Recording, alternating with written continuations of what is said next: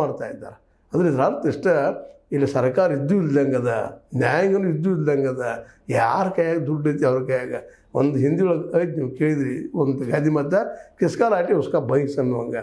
ಅಂದರೆ ಯಾರ್ದು ದುಡ್ಡು ಅದ, ಬಡಿಗೆ ಅದ, ಅವ್ರದಪ್ಪ ಆಡಳಿತ. ಇವತ್ತು ಹಂಗೆ ಅನ್ನಿಸ್ಲಿಕ್ಕತ್ತದ. ಧರ್ಮಸ್ಥಳ ನೋಡ್ರಿ, ಮತ್ತು ಅದು ನೋಡ್ರಿ, ಏನು ಇನ್ನುಳಿದ ಜಿಲ್ಲಾ ಪಂಚಾಯತ್ ನೋಡ್ರಿ, ಜಿಲ್ಲಾ ಪರಿಷತ್ ನೋಡ್ರಿ, ತಾಲೂಕು ಪಂಚಾಯತ್ ನೋಡ್ರಿ, ಅಥವಾ ಇದು ನಮ್ಮ ಏನಪ್ಪ ಅಂತಂದ್ರೆ ವಿಧಾನಸಭೆ ನೋಡ್ರಿ, ಅಥವಾ ಇಲಾಖೆಗಳು ನೋಡ್ರಿ, ಎಲ್ಲಿ ಹೋಗ್ತೀರಿ ಒಂದು ಸ್ವಲ್ಪ ಎಲ್ಲ ಕಡೆ ಹೆಚ್ಚು ಭ್ರಷ್ಟಾಚಾರ ಎದ್ದು ಕಾಣ್ತಾನೆ ಇರ್ತದೆ.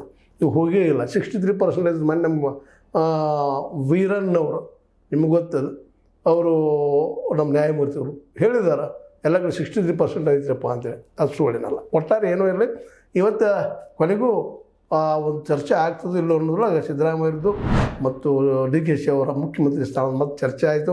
ಅದಕ್ಕೆ ಖರ್ಗೆ ಅವರು ಖಡಕ್ಕಾಗಿ ಉತ್ತರ ನೀಡಿದರು. ನಿಮ್ಮಲ್ಲಿ ಅದರಿ ನೋಡ್ಕೊಡ್ರಲ್ಲ, ನಿಮ್ಮ ಎಡ್ಯಾಕೆ ಆಗ್ತಿದ್ದಾವ, ನಮ್ಮ ಎಡೆದು ನಾನು ಯಾಕೆ ಹೋಗ್ತೀರಿ ಅನ್ನೋಂಗೆ ಮಾತಾಡಿದರು.